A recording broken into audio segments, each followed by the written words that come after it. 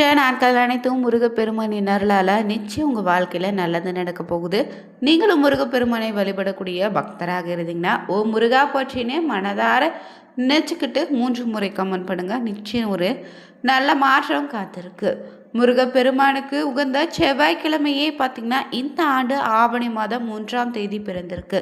இந்த ஆவணி மாதத்தில் முருகப்பெருமானை நினைச்சு எந்த முறையில் விரதம் இருந்து வழிபட்டால் நம்மளுடைய வேண்டுதல் நிறைவேறும். தீராத கடன் தொல்லையிலிருந்து விடுபட இந்த ஆவணி மாதத்தில் முருகப்பெருமானை எப்படி செவ்வாய்க்கிழமை நாளில் வழிபடலான்னு தெரிஞ்சுக்க வீடியோவை கடைசி வரைக்கும் ஸ்கிப் பண்ணாமல் பாருங்கள். மேலும் முருகப்பெருமானை வழிபடக்கூடிய பக்தர்கள் எந்த மாதிரியான தவறுகளை செய்யக்கூடாதுன்னு தெரிஞ்சுக்கணுமா, வீடியோவை முழுமையாக பாருங்கள். மேலும் நீங்கள் புதியவராக இருந்தீங்கன்னா மறக்காமல் இந்த சேனலை சப்ஸ்கிரைப் பண்ணிவிட்டு கூடவே இருக்க பெல் பட்டனை கிளிக் பண்ணிக்கோங்க. தனிப்பட்ட முறையில் உங்கள் ஜாதக ரீதியாக ஏற்படக்கூடிய பிரச்சனைக்கு சரியான ஒரு பரிகாரத்திற்கோ வீடியோவில் டிஸ்கிரிப்ஷன் கீழே ஜோதிடர் நம்பர் கொடுத்துருக்கோம். அந்த நம்பருக்கு நீங்கள் கால் பண்ணி தெரிஞ்சுக்கலாம். வாங்க இன்றைக்கான வீடியோக்குள்ளே போகலாம். இந்த ஆவணி மாதம் பார்த்திங்கன்னா விநாயகருக்கு உகந்த ரொம்பவே சிறப்பான ஒரு மாதங்க. இந்த மாதத்தில் நம்ம முருகப்பெருமானையும் வழிபட்டால் நிச்சயம் நம்ம மனதார நினச்சி விளக்கேற்றி வேலினா மயிலிறகு வைத்து வழிபட்டாலே நிச்சயம் வீட்டில் செல்வம் பெருகிடும். கடன் தொல்லைகள் தடைகள் நீங்கி நிம்மதியான வாழ்க்கை அமையும். இந்த ஆவணி மாதத்தில் முருகப்பெருமானை வழிபடும் போது காலையில் எழுந்து குளிச்சுட்டு வீட்டை சுத்தப்படுத்திட்டு பூஜை அறையை தயார் செய்துக்கோங்க. பிறகு நல்லெண்ணெய் இல்லைன்னா நெய் ஊற்றி தீபம் ஏற்றி முருகனை மனதார நினைச்சு வேண்டிக்கலாம். வீட்டில் சிறிய செப்பு வேல் இல்லைன்னா மயிலருகு இருந்தால் வைத்து பூக்களை அர்ச்சனை செய்திடுங்க. நெய்வேத்தியமாக சர்க்கரை பொங்கல் கனி வகைகள் இல்லைன்னா எளிமையாக பாலை நெய்வேத்தியமாக படைத்து வழிபடலாங்க. மேலும் ஓம் சரவணபவ எனும் மந்திரத்தை மனதார எத்தனை முறை முடியுமோ அத்தனை முறை உச்சரித்து வழிபடலாம். அதுவோ இந்த ஆவணி மாதம் அமைந்த செவ்வாய்க்கிழமை நாளில் முருகனுக்கு உகந்த நாளாக இருப்பதால் செவ்வாய்க்கிழமை நாளில் முருகனை வழிபட்டா விரதம் இருந்தால் எப்படிப்பட்ட பலன்கள் கிடைக்கணும் தெரிஞ்சுக்கலாங்க. செவ்வாய்க்கிழமைனாலே முருகனுக்குரிய நாள் தான். அதனால் செவ்வாய்க்கிழமையில் முருகனை வழிபாடு செய்யவோ அவருக்கான விரதம் இருப்பதற்கும் ரொம்பவே சிறப்பான நாள். அதற்கான காரணங்களும் பலன்களும் பற்றி தான் இன்னைக்கு தெரிஞ்சுக்க இருக்கோம். முருகான அனைத்து துன்பங்களும் பறந்து விடுன்னு சொல்லுவாங்க.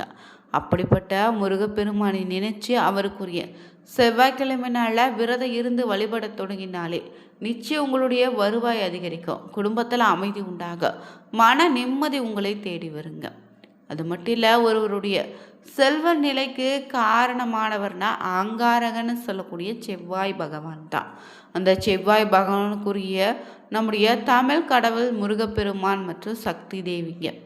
அதனால தான் செவ்வாய்க்கிழமையில் முருகனையும் சக்தி தேவி அம்பிகை வழிபாடு ரொம்பவே சிறப்பாக அமையுது.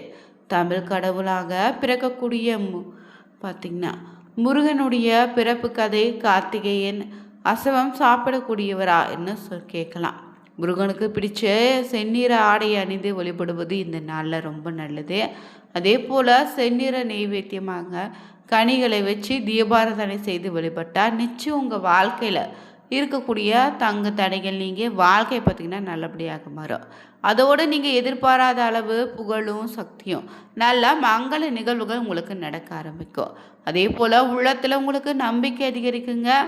முருகனுடைய வேலை வணங்குவதே என்னுடைய வேலைன்னு வீட்டில் வேல் வச்சு வழிபட தொடங்கினாலே வீட்டு பூஜை அறையில் இந்த வேல் வைத்து அதை இருபுறமோ 2 விளக்குகளில் ஒவ்வொன்றிலும் 3 திரின்னு 6 தீபங்கள் ஏற்றி வழிபட்டு வந்தால் நிச்சயம் உங்கள் வாழ்க்கை பார்த்திங்கன்னா ரொம்பவே சிறப்பாக மாறும். மேலும் உங்கள் வாழ்க்கையில் இழந்த செல்வங்கள் அனைத்தும் மீண்டும் உங்களுக்கு கிடைக்கும். சிவனுக்கு 3 மகன்கள் இல்லை 6 மகன்கள். இதே புராண கதைகளில் குறிப்பிட்டிருப்பாங்க. நம்ம விரதம் இருக்கக்கூடிய நாட்களில் வெள்ளி தெய்வானையோடு கூடிய முருகப்பெருமானின் படத்தை வைத்து வணங்குவது ரொம்ப நல்லது. விரதத்தை தொடங்கும் போதே முருகனின் அண்ணனான முழு முதற் கடவுள்னு சொல்லக்கூடிய விநாயகரை வணங்கி விரதத்தை தொடங்கிடுங்க. கார்த்திகேயன் பார்த்தீங்கன்னா அன்னதான பிரபு என்பதால் இந்த விரதம் மேற்கொள்ளக்கூடிய நாட்களில் உங்களால் எந்த அளவு முடியுமோ அந்த அளவு அன்னதானம் செய்வது ரொம்பவே சிறப்பான பலனை தரும். முருகனுடைய அருளையும் உங்களுக்கு முழுமையாக பெற்றுத்தருங்க. முருகனுக்கு பொதுவாக எந்த நட்சத்திரம் பார்த்திங்கன்னா விசேஷனா கார்த்திகை நட்சத்திரம், விசாக நட்சத்திரமும் ரொம்பவே சிறப்பு. இந்த கார்த்திகை விசாக நட்சத்திரம் செவ்வாய்க்கிழமையில் அமைந்து நாம் இவ்விரதம் மேற்கொள்ளும் போது அந்த விரதத்திற்கான பலனும் இரண்டிப்பாக கிடைக்குன்னு சொல்லுவாங்க. நட்சத்திரங்களில் கார்த்திகை விசாக முருகனுக்குரியது, சஷ்டி திதியும் முருகனுக்குரியது. சஷ்டியில் இருந்தால் அகப்பையில் குழந்தை வரம்னு சொல்லுவாங்க. முருகனை நினச்சி சஷ்டியில் விரதம் இருப்பது ரொம்ப நல்லதுங்க. அதுவும் செவ்வாய்க்கிழமை நாளில் அமைந்தால் அதற்கு மாபெரும் சக்தி உண்டுங்க. மேலும் இந்த செவ்வாய்க்கிழமையில் விரதம் இருந்து முருகனை வழிபாடு செய்ய உகந்த நாளாக இருப்பதால் பொருளாதார நிறைவை வழங்குவது ஆங்காரகன். அந்த ஆங்காரனுக்குரிய தெய்வமான முருகப்பெருமான சக்தி தேவி. இந்த நாளில் பார்த்திங்கன்னா விரதம் இருந்து வழிபடலாம். அது மட்டும் இல்லை, விரதம் மேற்கொள்ளும் போது முருகப்பெருமான் வள்ளி தெய்வானையோடு இருக்கக்கூடிய படம் வைத்து வழிபடுங்க. ஒரு பொழுது விரதம் இருந்து கூட வழிபடலாம். மேலும் பார்த்தீங்கன்னா முருகனுக்கு உகந்த செவ்வாய்க்கிழமை தாங்க. இந்த செவ்வாய்க்கிழமையில் முருகனை தொடர்ந்து வழிபட்டு வருவங்களுக்கு அல்லல் நீங்கு என்பது ஐதீகமாக இருக்கு. எனக்கு மட்டும் ஏன் தான் இவ்வளவு கஷ்டத்தை கொடுக்குறா இறைவான்னு புலம்புவங்களுக்கு இந்த ஒரு பரிகாரம் பார்த்திங்கன்னா சிறப்பான ஒரு பலன் அளிக்கும். செவ்வாய்க்கிழமை தூரம் முருகனுக்கு இதை மட்டும் செய்ய வர துன்பமில்லா வாழ்க்கை உங்களுக்கு அமையுங்க. அதை எப்படி செய்வது, இந்த ஒரு பரிகாரத்தின் மூலம் நமக்கு எந்த மாதிரியான பலன்கள் கிடைக்கணும் தொடர்ந்து தெரிஞ்சுக்கலாம். அறுபடை வீடுகளில் திருச்செந்தூர் முருகன் கோவில் மட்டும்தாங்க கடலோர பகுதியில் அமைந்திருக்கு. மற்ற படை வீடுகள் அனைத்தும் மலை மேலே இருக்குங்க. மேலும் பார்த்திங்கன்னா குன்றிலா முருகன் கோவில் அதிசக்தி வாய்ந்ததுன்னு சொல்லுவாங்க. ஒரு முறையாவது திருச்செந்தூர் சென்று வந்தாலே நிச்சயம் உங்கள் துன்பம் நீங்கும். ஒவ்வொரு செவ்வாய்க்கிழமை தோறும் 11 ரூபாய் எடுத்து ஒரு மஞ்சள் துணியில் முடித்து வச்சுக்கோங்க. சிலருக்கு கோவிலுக்கு செல்ல வேண்டும்னா ஏதாவது ஒரு தடங்கள் வந்து கொண்டே இருக்கா, கோயிலுக்கு சென்றாலும் அங்கே பிரச்சனைகள் வருதா, போகின்ற வழியிலோ இல்லை வரக்கூடிய வழியிலோ உங்களுக்கு பார்த்திங்கன்னா பிரச்சனையாக இருக்குதா, சச்சரவுகளோடு நிம்மதி இல்லாமல் வீட்டுக்கு வரக்கூடிய அமைப்பு இருக்கா, இப்படி கோவிலுக்கு சென்றாலே பிரச்சனை இருக்குதுன்னா உங்களை பிடித்த பீடை தரித்திரன்னு அனைத்து கர்மா உங்களை விட்டு நீங்க போகுதுன்னு அர்த்தங்க. எனவே இதை நினைச்சு நீங்கள் கவலைப்பட வேண்டாம். கெட்ட கர்மா நீங்குவதற்காகவே கோவிலுக்கு போகும்போது இந்த மாதிரியான பார்த்தீங்கன்னா கெட்டதெல்லாம் நடக்கணும்னு சொல்லுவாங்க. எப்போதும் நீங்கள் உங்களுடைய கோவிலுக்கு செல்ல முடியுதோ அதுவரை நீங்கள் ஒவ்வொரு செவ்வாய்க்கிழமை தோறும் தொடர்ந்து பார்த்தீங்கன்னா 11 ரூபாய் முடித்து வைத்து முருகனிடம் பிரார்த்தித்துட்டு வாங்க. அறுபடை வீடுகளில் ஒரு படை வீட்டுக்கு நீங்கள் செல்லும்போது முடித்து வைத்த இந்த காணிக்கை கொண்டு செலுத்திடுங்க. அங்கெல்லாம் உண்டியில சமர்ப்பித்திடுங்க. மலைக்கோவில்களில் அமைந்துள்ள அறுபடை வீடுகளை காட்டிலும் அதிசக்தி வாய்ந்த கடலோர பகுதியில் அமைந்த திருச்செந்தூர் முருகன் தான் ரொம்பவே சிறப்பு. திருச்செந்தூர் முருகனை நினைச்சு மனதார வழிபட்டிங்கன்னா தொட்டது எல்லாம் தொடங்கும் பார்த்தீங்கன்னா. அது மட்டும் இல்லை, ஆபத்து நடக்கும்போது இல்லைன்னா நமக்கு பிரச்சனைகள் தலைக்கு மேலே தலைபெறித்தாடும்போது சேவல் மயில் முருகனுடைய படம் இல்லைன்னா யாம் இருக்க பயமேன்னு வாசகா முருகனுடைய வேல்னு காவடி இவற்றில் ஏதாவது உங்கள் கண்முனை நிச்சயம் வந்து நான் இருக்கிறேன்னு பயப்படாதன்னு நினைவூட்டும்படியாக நிச்சயம் உங்களோட பயணிக்கும்.